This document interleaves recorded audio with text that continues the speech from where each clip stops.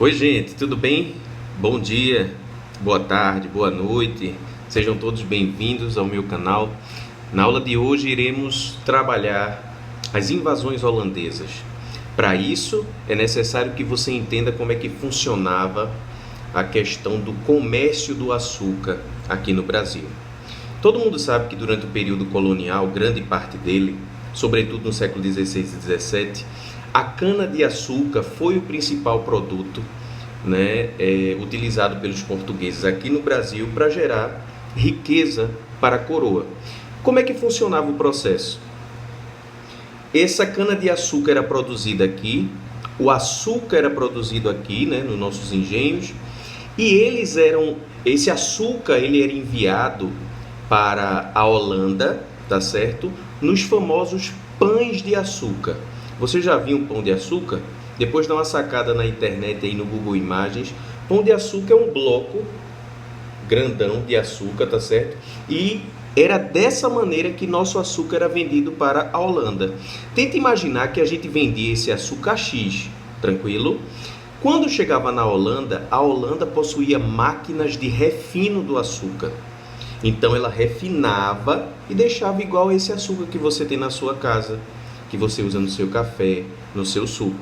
Uma vez refinado, a Holanda revendia esse açúcar para todo o continente europeu a 1000x. Perceberam a diferença? Eles compravam daqui do Brasil a X e revendiam para toda a Europa a 1000x só pelo fato de terem refinado. Entenderam esse primeiro contexto? Show de bola. Vamos para uma segunda etapa agora. Em 1580, o rei da Espanha decide invadir e conquistar Portugal.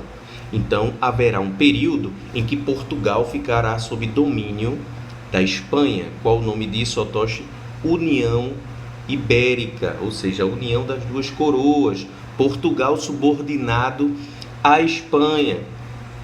Entenderam essa segunda etapa? Entendi. Vamos para a terceira para a gente fazer o juntado e aí você concluir por que eu estou falando desses 3 pontos inicialmente.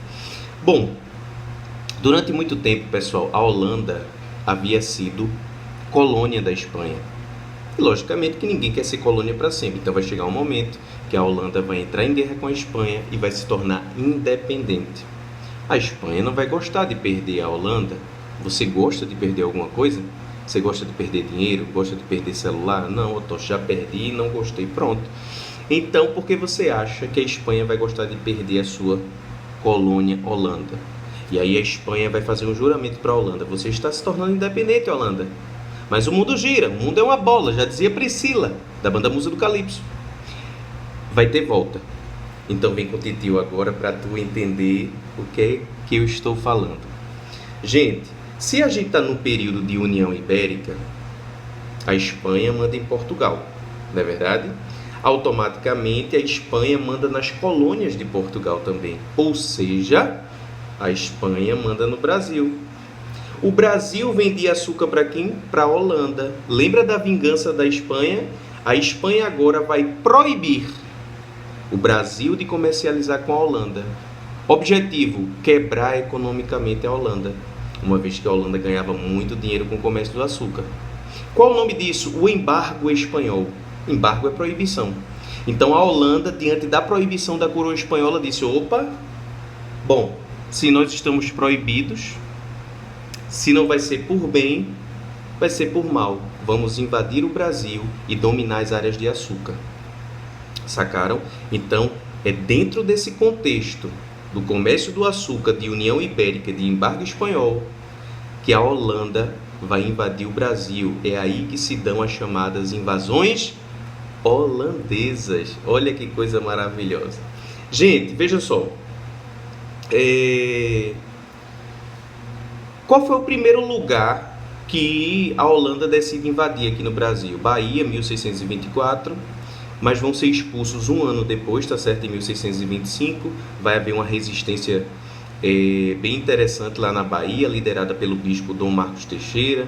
O pessoal lá da Bahia vai utilizar a chamada técnica de guerrilha, que é aquela técnica onde as pessoas se escondiam atrás das árvores, pegavam os grupos de holandeses na surpresa, né? Cercavam eles e matavam. E aí vai ter também o apoio da Espanha, que vai mandar para cá navios e tal, homens, para ajudar nesse processo de expulsão dos holandeses. Então, aproximadamente um ano, os holandeses vão passar na Bahia. Não deu certo, né? E aí, minha gente, o que é que acontece? A Holanda precisa invadir novamente o Brasil para fazer dar certo, já que na Bahia foi um verdadeiro fiasco. E aí, graças a um roubo que eles vão cometer, eles vão assaltar um navio espanhol lotado de ouro, prata, pedra preciosa. Então eles vão ter recursos agora para uma nova tentativa, né? E essa nova tentativa não será mais na Bahia, será em Pernambuco, o maior centro produtor de cana-de-açúcar do mundo. A invasão a Pernambuco acontece 6 anos depois a da Bahia, né? Vai ser em 1630. Nós, logicamente, vamos resistir, né? Vai ser criado um foco de resistência conhecido como Arraial do Bom Jesus. Esse foco de resistência vai ser liderado pelo governador de Pernambuco, Matias de Albuquerque, né? Que vai utilizar a técnica de emboscada para resistir à invasão dos holandeses. E é interessante notar o seguinte, que os anos foram passando e os holandeses não conseguiam conquistar Pernambuco. 1, 2, 3, 7 anos se passaram, né, de muita luta, de muita destruição, de muita morte, mas os holandeses não conseguiam efetivamente conquistar Pernambuco. Até que houve a chamada traição de Calabar. Quem era Calabar? Braço direito do governador, um cara que havia lutado, que estava lutando com a gente, nos protegendo, resistindo aos holandeses. Só que esse Calabar, ele foi chamado pelos holandeses e ele recebeu uma proposta financeira, ofereceram a ele engenho e tal, e depois de fazerem a cabeça do Calabar, o Calabar muda de lado. Ele vai para o lado dos holandeses e com a ajuda dele, os holandeses finalmente vão conquistar Pernambuco. Por que com a ajuda de um único homem? Gente, porque Calabar era um grande conhecedor de Pernambuco, né? Então ele conhecia atalhos, entradas, saídas e tal, e aí ele disse como era que a Holanda deveria proceder para conquistar Pernambuco. E assim foi feito. Os holandeses conquistam Pernambuco e mandam para cá um príncipe alemão para governar esse Brasil holandês. Eu estou falando dele, o Conde João Maurício de Nassau, que vai governar o Brasil holandês de 1637 a 1644. Quais são as características do governo do Nassau, Otoshi? Tolerância religiosa. A religião oficial do Brasil holandês será o calvinismo. No entanto, o nosso querido Nassau, ele vai tolerar as outras religiões. Sou judeu, continue sendo. Sou cristão, continue sendo. Vê que coisa arretada. Tolerância religiosa, primeira característica do período nassoviano. Empréstimos aos senhores de engenho. Minha gente, com as invasões holandesas, os engenhos ficaram destruídos, escravos fugiram, maquinário quebrado, né? Plantações queimadas. E aí, para ajudar esses senhores de engenho, Nassau autorizou a concessão de empréstimos para que eles pudessem reconstruir os engenhos e que voltassem a produzir açúcar. Arretado, né? Terceiro ponto, modernização do Recife, pessoal. Nassau vai mandar erguer palácios, praças, pontes, templos, jardim botânico, zoológico. Ele vai modernizar Recife, Recife que vai ficar conhecida, né, como a cidade de Maurício. Inclusive, a primeira ponte das Américas foi criada durante o governo do Nassau, aquela historinha do boi voador, né? E durante o governo de Nassau também foi criada a primeira sinagoga, a sinagoga Carral do Israel, o primeiro templo judeu das Américas também foi criado aqui durante o governo do Nassau. E para fechar a parte das características do governo do Nassau, vamos ter também a vinda de uma missão artística, um grupo de artistas que virão para cá para estudar Pernambuco, para estudar o Brasil holandês, pintores como Frans Post, que veio para cá e pintou várias obras, pintou Olinda, pintou Recife, pintou o açúcar, tá certo? E logicamente, né, Nassau, ele era um príncipe, ele era um cara erudito, era um cara que gostava do conhecimento, então ele trouxe esses artistas para cá, né, esses estudiosos, esses cientistas, para enriquecer ainda mais a nossa região.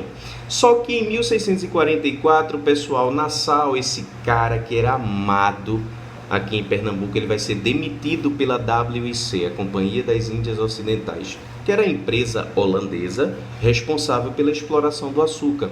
Vão demitir Nassau e, depois disso, a própria companhia vai passar a cobrar aqueles empréstimos que foram feitos aos senhores de engenho. Mas os senhores de engenho não tinham como pagar esses empréstimos. E, diante disso, eles decidem expulsar os holandeses do Brasil para não ter que pagar os empréstimos. Até porque a Companhia das Índias Ocidentais ela foi bem ameaçadora, né? Ela dizia, olha, ou vocês pagam até tal dia, ou eu vou confiscar teu engenho. E os senhores de engenho ainda estavam se recuperando, né? O açúcar ainda estava recuperando a sua energia. Então vai acontecer a chamada insurreição pernambucana. O que é a insurreição pernambucana, Tosh? Movimento que tem como objetivo expulsar os holandeses do Brasil. Foi lindo. Negros, brancos, índios, todos juntos, lutando do mesmo lado, com o mesmo objetivo, expulsar os holandeses do Brasil. A insurreição pernambucana, esse movimento de expulsão, vai durar de 1645 a 54. São 9 anos de muitas batalhas, lideradas aí por Henrique Dias, Felipe Camarão, André Vidal de Negreiro, João Fernandes Vieira. Muitas batalhas foram travadas, a Batalha do Monte dos Guararapes, Batalha do Monte das Tabocas, Batalha do Campina da Taborda, até que em 1654 os holandeses serão expulsos do Brasil. E com a expulsão vem um problema para a gente. Os holandeses, quando foram expulsos daqui, levaram consigo mudas de cana-de-açúcar e plantaram essas mudas nas Antilhas, passando a produzir açúcar. E o açúcar holandês antilhano vai concorrer com o nosso. E o nosso vai entrar em crise. Então, uma das consequências da expulsão dos holandeses do Brasil é a crise do açúcar para a gente. Beleza, pessoal? Se você gostou, deixa o likezinho, tá certo? Indica para os amigos. Beijo para as meninas, abraço para os rapazes. Até a próxima.